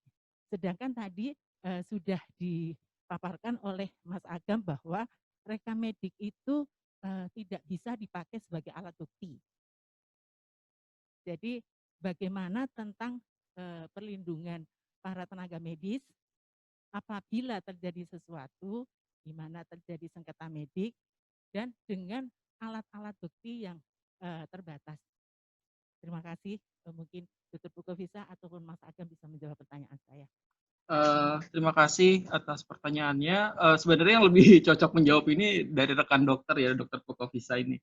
Tapi dari saya selaku berdasarkan pengalaman apa yang saya hadapi di kehidupan sehari-hari, terutama juga menangani rumah sakit, jelas bahwa para dokter, tenaga kesehatan intinya adalah sesuai dengan pasal 2 PMK 69, tenaga medis ini harus dilindungi secara hukum dalam melaksanakan tugasnya seperti itu. Nah, yang bisa mengamankan kita tentu saja segala bukti otentik yang ada. Bagaimanapun juga, memang banyak orang yang tidak memahami prosedur hukumnya. Padahal kalau misalnya ada dokter ini bermasalah gitu, yang dilaporkan dokternya tidak bisa langsung ke kepolisian dulu. Pada prinsipnya kan seperti itu ya. Tapi banyak orang yang langsung main ke polisi aja gitu, dibilangnya malpraktik lah atau segala macamnya. Nah, proses pengamanan itu izin kalau saya salah mungkin bisa dikoreksi oleh Bapak Ibu yang profesional di bidangnya, tapi dari segi hukum yang harus dilindungi awal adalah regulasi awal maupun kredensial di awal gitu. Artinya ada pembatasan-pembatasan sampai sejauh mana kita bisa memberikan suatu solusi kepada pasien. Seperti itu sih yang bisa saya sampaikan. Mungkin lebih detailnya Dokter Pupavisa yang bisa menjelaskan. Seperti itu ya, Bu. Terima kasih. Mungkin saya nyambung ya, Dok ya. Jadi pertama memang jadi gini, kalau konstruksinya katakanlah nanti kita digugat nih, yang paling ngeri kan di pengadilan lah ya. Kalau dari sisi MKDKI, MKEK, MKEK malah kita udah punya fatwanya yang arahnya mendukung untuk telemedis, jadi kita memahami betul. Jadi kalau nanti dokter dilapornya ke MKEK, insya Allah aman lah. Dari sisi ininya ya, tinggal nanti masalahnya di mana kita lihat. Gitu. Tapi kalau bukan dari sisi telemedicine nggak akan ada masalah. Kalau di MKDKI dia akan tunduk dengan perkonsil. Nah kalau perkonsil itu selama dokter memang problemnya gini, yang sering jadi pertanyaan justru gini, kalau memakai wahana telemedis yang tidak berbasis Fasiankes. Nah, memang masalahnya di Perpos itu dinyatakan tidak kompeten kita itu problemnya di situ. Jadi kalau kita pakai yang tidak berbasis Fasiankes atau tidak ada kerjasama dengan Fasiankes, maka ada risiko. Kalau nanti kita katakanlah di MKDKI kan, tafsirnya di situ. Meskipun sih saya pribadi ya, kami di MKEK itu juga coba jalin komunikasi dengan teman-teman di konsil, karena memang aneh kalau kita pelajari itu dari pasal ke pasal lain tuh aneh gitu, karena sehari-hari, karena dari sisi telemedis itu dijelaskan intinya komunikasi lewat WA aja kita sama pasien itu udah masuk dalam cakupan per definisi dari telemedis. Jadi kan aneh ya, maksudnya kita kan sering banget tuh di sehari-hari itu melakukan itu, dan juga bahkan bukan pasien pun kita melakukan itu, misalnya keluarga kita, tante kita, tapi kan ketika kita memberikan advice medis kan sebenarnya itu praktekkan dokter itu sendiri gitu.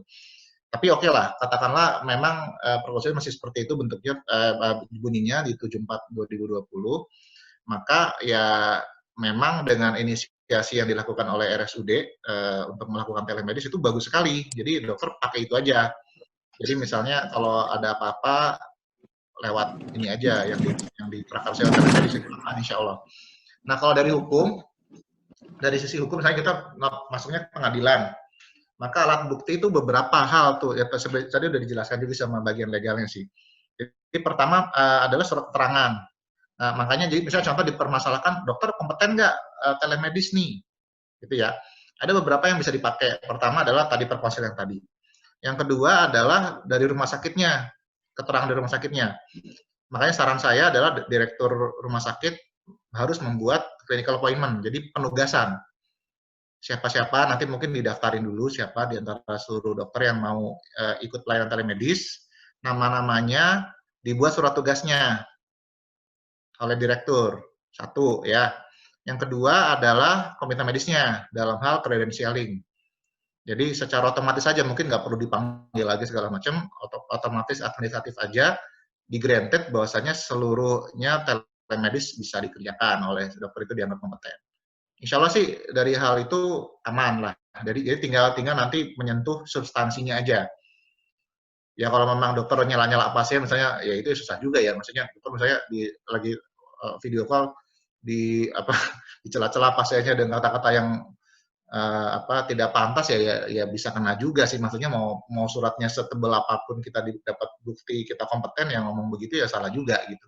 Tapi prinsipnya kalau dari sisi itunya insya Allah aman sih dok, kita udah cukup kuat sih, bisa nanti tinggal dikuatkan di rumah sakitnya. Mungkin nanti perlu tuh kita mungkin bicara sama direktur, sama komite medik yang sekarang ada, bisa bicara dengan direktur untuk kemudian memudahkan hal ini bisa terjadi dan supaya kita semua ya enak lah terlindungi gitu mungkin gitu. Baik, terima kasih dokter dan Mas Agam. Jadi untuk mengamankan kita klinisi, Ini dengan regulasi awal dan kredensialnya ya, untuk komite mediknya mungkin dari kredensial dan untuk dari pihak rumah sakitnya direktur bisa memberikan surat penugasan untuk dokternya, begitu ya. Baik, ada yang ingin bertanya lagi? Izin Sin, Oh iya, izin silakan Dok. bertanya Dokter Rukovisa. Berarti yang perlu kita lakukan, keluarkan surat penugasan, kemudian kita mengajukan surat kepada komite medik untuk dilakukan kredensial tambahan, berarti ya dok ya, sehubungan dengan adanya perkonsil ini, agar melakukan kredensial tambahan terhadap teman sejawat DPJP dan dokter umum untuk bisa melakukan telemedicine. Kemudian nanti itu dituangkan oleh komite medik dalam bentuk rincian kewenangan klinis tambahan berarti ya dok. Dari komite medik sendiri perlu instrumen penilaian apa untuk kredensial itu dok? Terima kasih dok. Oh satu lagi izin dok. Nah di dalam do and don't yang disampaikan oleh MKEK bahwa do-nya kita boleh memberikan obat gitu ya dok ya, kecuali psikotropikan narkotik gitu, psikotropikan narkotik. Nah, sejauh apa pemberian obat-obatan itu yang bisa kita berikan kepada si pasiennya, gitu dok. Kemudian resepnya seperti apa, kemudian bagaimana proses untuk edukasinya sendiri dari obat tersebut. Terima kasih dok. Oke. Betul dok, jadi seperti itu. Jadi dari direktur membuat clinical appointment, jadi penugasan. Kemudian ya otomatis saja lah, jadi nggak usah dipanggil-panggil lagi, kasihan aja ribet, kasihan kalau kita beri kerjanya nanti pusing ya. Automatically aja yang sudah ada kredensialnya ditambahkan kewenangan klinisnya, terus kemudian tadi jadi gini, tentang persepan dok itu kembali kepada keyakinan klinis dokter. Jadi kalau dokter memang yakin pasiennya misalnya udah kontrol rutin nih, darah tinggi, terus dia menyajikan data dari apa namanya tensi digitalnya dan seterusnya, terus kita yakin ya nggak apa-apa, atau nanti paling tinggal dituliskan rekam mediknya, bahwasanya informasi tensi segini itu dari tensi digital rumah pasien misalnya gitu, bukan yang kita ukur sendiri. Jadi mungkin tambahan sedikit aja keterangan, kan kita kan suka gitu kan nulis, kalau di rekam medik kan kita nulisnya TD berapa itu kan, tensi darah berapa itu kan asumsinya kita yang ngukur sendiri. Tapi katakanlah supaya kita nanti tidak jadi masalah, maka kita tulis bahwasanya itu dalam turun keterangan dari pasien, dari digital, paling gitu dok. Jadi selama dokter yakin nggak masalah, kasih aja obatnya. Bahkan kami mendorong nggak masalah untuk ngasih obat merah, tapi katakan obat tingkat merah maksud saya. Nah cuma problemnya memang perkonsil begitu tuh arahnya tuh, limit restriksi darah dari hal itu. Tapi mungkin bisa disiasati dengan keluarganya mesti datang dulu ke rumah sakit atau gimana gitu. Kalau pasiennya sendiri sulit atau beresiko untuk hadir, ya keluarganya datang, nanti kemudian diberikan di sana, di kefarmasian yang ada di rumah sakit. Mungkin itu sih dok. Izin satu lagi dok, berarti ini bisa kita lakukan hanya kepada pasien-pasien lama kita gitu ya dok ya, karena kalau pasien baru kan itu harus ada proses informasi hak kewajiban pasien, ada general consent yang harus disepakati oleh kedua belah pihak gitu ya. Berarti kata kuncinya adalah pada pasien lama. Betul. Jadi sebenarnya gini, kalau di platform komersil itu mereka punya cyber consent, jadi cyber general consent. Sama kayak misalnya kita nginstal apalah apapun di Play Store maupun App Store, itu kan suka ada term of agreement ya. Kita klik yes, walaupun kita sering nggak baca sih, tapi mereka terlindungi legalnya dari situ. Nah, kalau misalnya dokter kerjasama dengan rumah sakit kerjasama dengan mereka, sebenarnya secara otomatis terlindungi juga, karena mereka biasanya bagian legalnya udah sangat teliti untuk buat pasal-pasal yang membuat mereka nggak kena tuntut gitu. Tapi kalau misalnya dokter memakai WA atau Zoom, ada beberapa kayak rumah sakit saya juga banyak pakai WA atau Zoom, maka tidak serta-merta itu melindungi. Nah, paling kalau misalnya memang mau perkara seperti itu, kitanya yang buat general consent, mungkin dari bagian legalnya buat semacam general consent yang itu entah dibacakan atau gimana sebelum telemedicine ini berjalan gitu. Jadi saya nggak tahu prosesnya kalau mama pakai WA atau Zoom, tapi mungkin agak ribet karena itu consent itu perlu supaya kita nggak kena. Jadi misalnya contoh intinya misalnya salah satu masalahnya saya ini diyakini bahwasanya ada kelemahan di telemedis, oleh karena itu misalnya jika ternyata ditemukan bla bla bla akan seperti apa gitu. Jadi itu penting tuh dok. Jadi itu makanya kalau beberapa rumah sakit sih kami mengendorse-nya kerjasama dengan platform yang komersil, terus terang ya. Karena mereka udah nyiapin legalnya itu, jadi biasanya mereka udah oke, dan mereka kan tinggal klik aja udah selesai itu barang. Tapi kalau general consent yang itu ya terpaksa harus dibacain, atau apalah saya nggak tahu, mungkin lewat email dulu terus dia menyatakan setuju dulu atau gimana, saya nggak tahu. Itu seni-seni komunikasi yang bisa dikembangkan mungkin. Monggo aja nanti bisa dirapatkan. Siap, berarti bisa kita bridgingkan atau kita linkkan dengan sistem daftar online kita dok. Karena daftar online bisa pasti. Ada form general concern untuk pasien baru yang mau daftar online ke kita yang bisa diisi oleh pasien. Hanya saja mungkin tinggal kita tanya justifikasi untuk tanda tangan digitalnya itu, karena itu kan harus ke badan sayembara segala.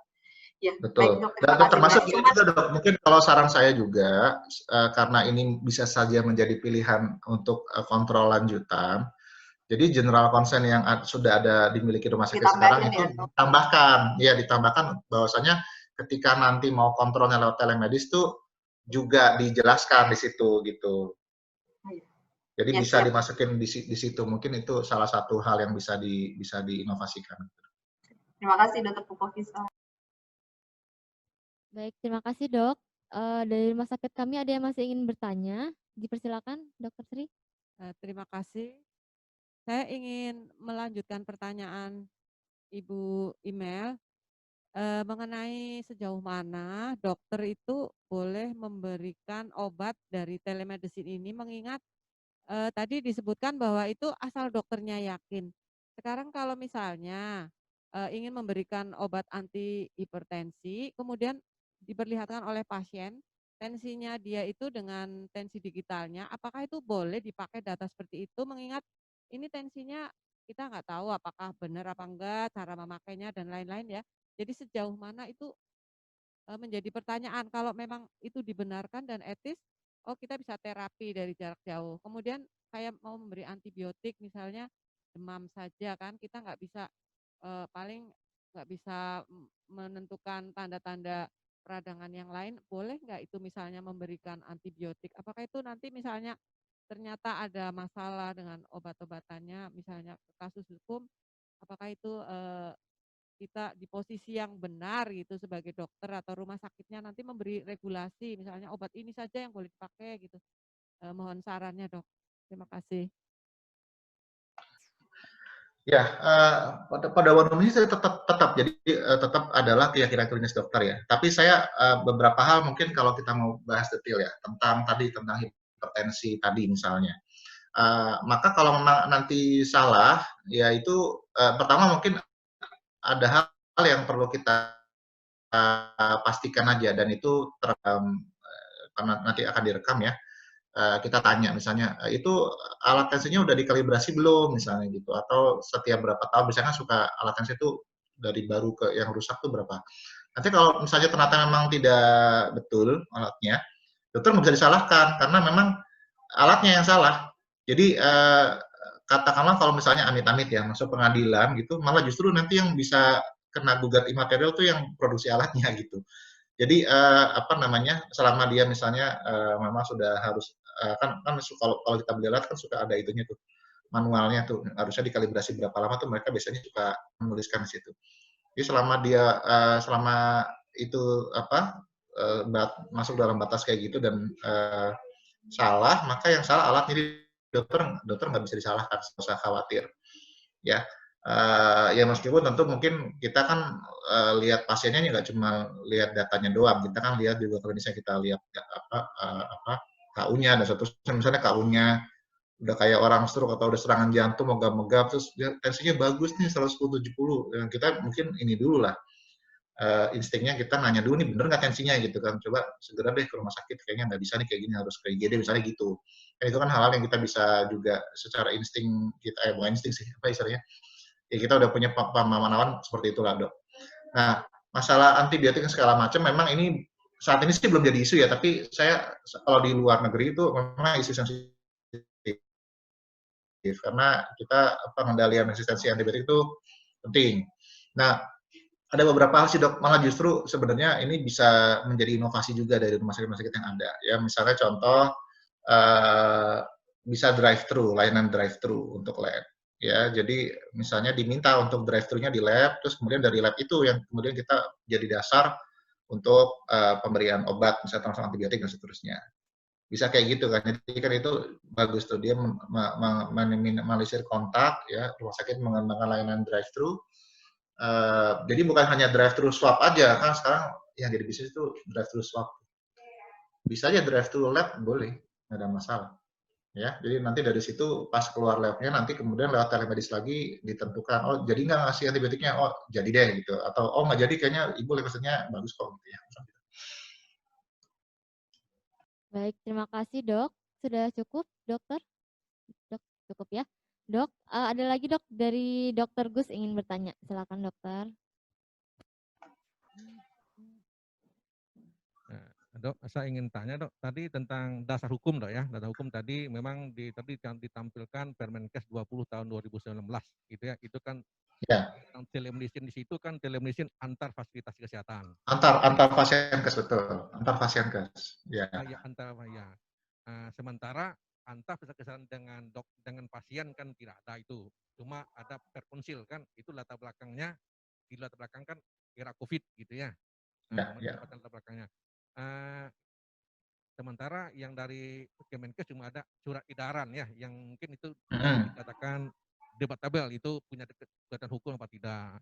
Kira-kira dengan dasar hukum itu kira-kira kita sebagai penyelenggara nanti dokternya itu kira-kira udah cukup aman begitu ya. Masalah kalau tidak ada tuntutan biasanya aman. Nanti kalau ada apa-apa tuntutan supaya kita aman, pasiennya aman, dokternya aman, rumah sakit aman. Maksud jangan sampai penghasilan kita 10 tahun itu habis untuk pembahasan. Oke. Iya. Baik.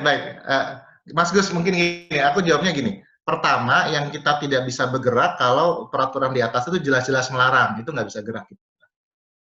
Nah, saat ini kan nggak ada pelarangan, itu nggak ada di peraturan manapun, nggak ada, ya.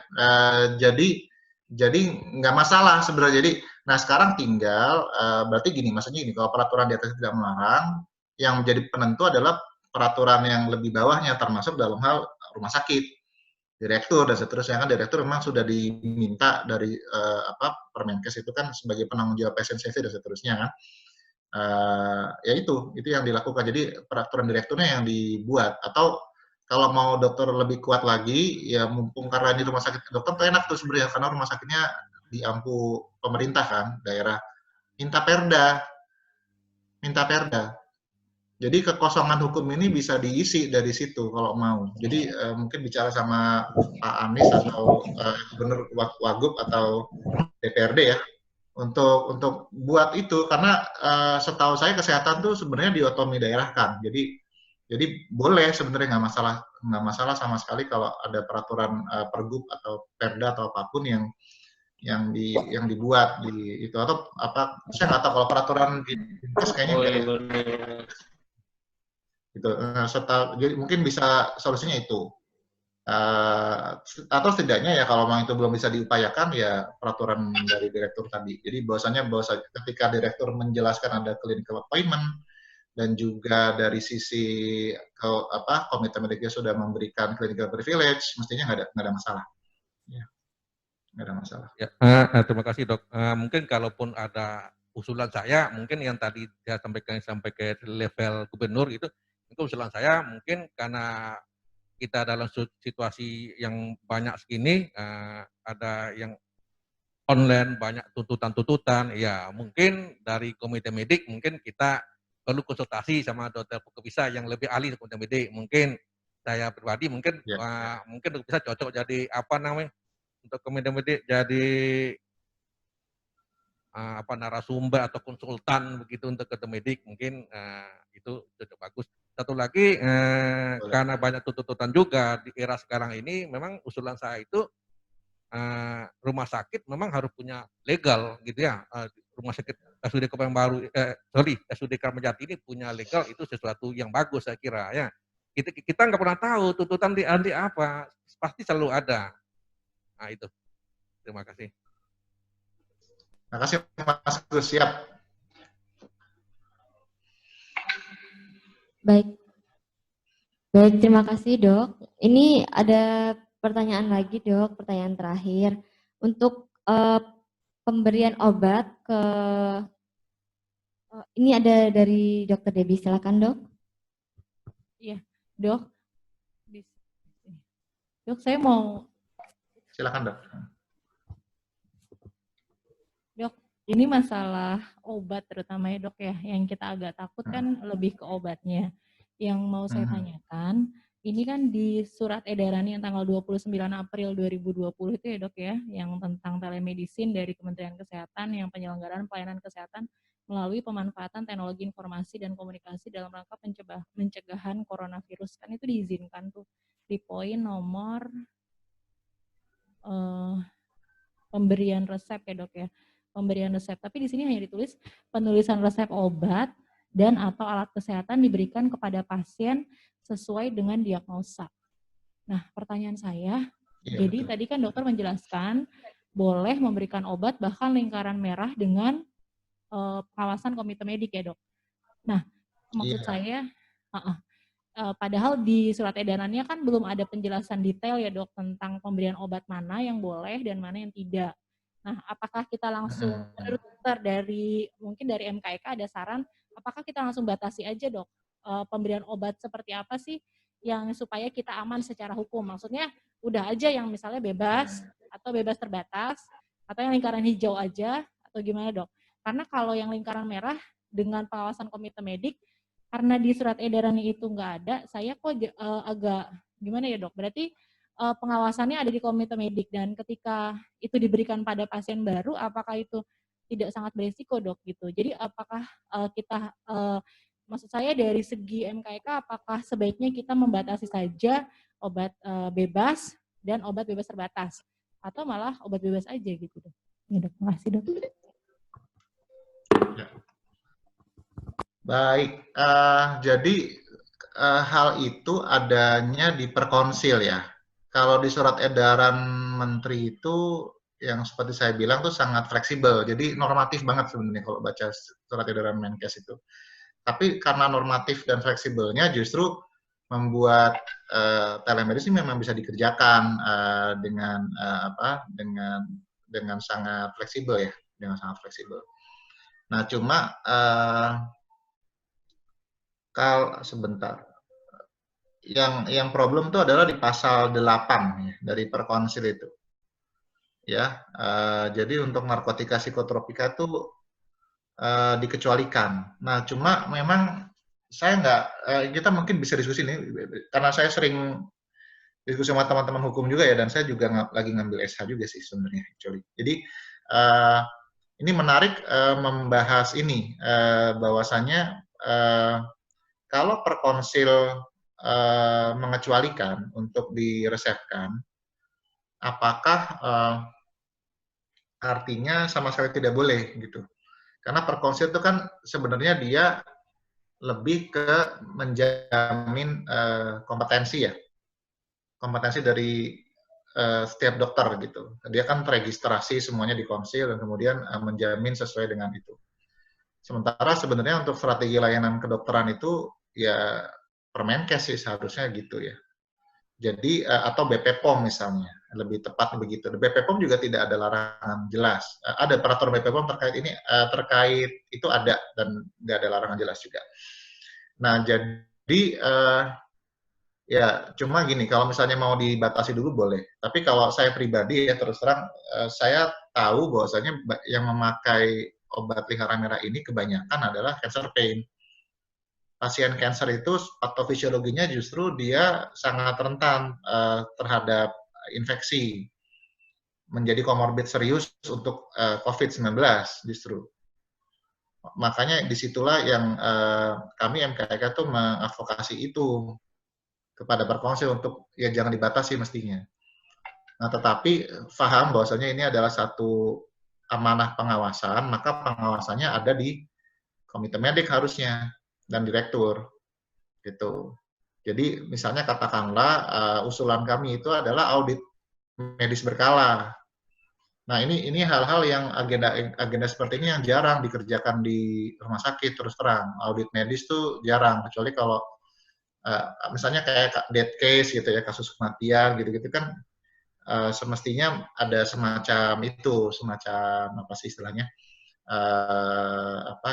kita menilai itu ada masalah apa untuk bukan cari kambing hitam, tapi kita hal-hal yang bisa kita improve untuk patient safety ke depannya kan gitu.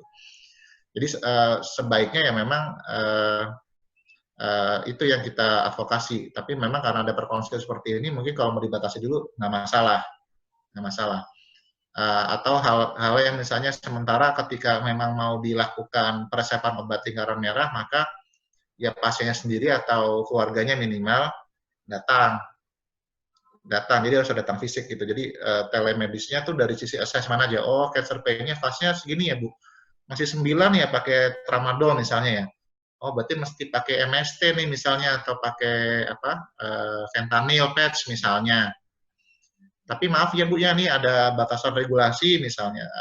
Kemudian ini kayaknya minimal keluarga lah mesti datang ke sini. Jadi datang ke sini Bu ya, nanti dibuat janjian dan seterusnya. Misalnya contoh seperti itu kan bisa dilakukan seperti itu. Jadi bisa strategi-strategi itu bisa dijalankan untuk kepentingan terbaik pasien gitu, tanpa kita perlu melanggar ketentuan yang ada. Mungkin itu Dok. Baik, terima kasih banyak dokter.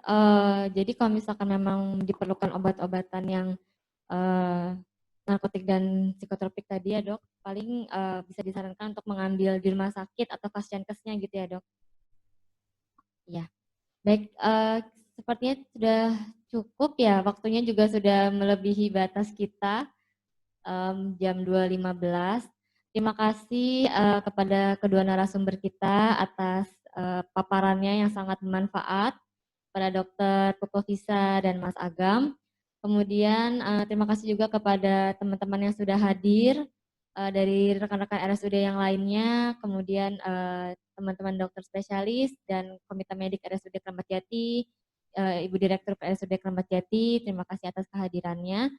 Kalau boleh saya menarik kesimpulan bahwa untuk diberlakukannya telemedicine ini perlu regulasi yang jelas, terutama dari direktur yang memberikan surat penugasan kepada dokter spesialisnya yang memang akan melakukan telemedicine.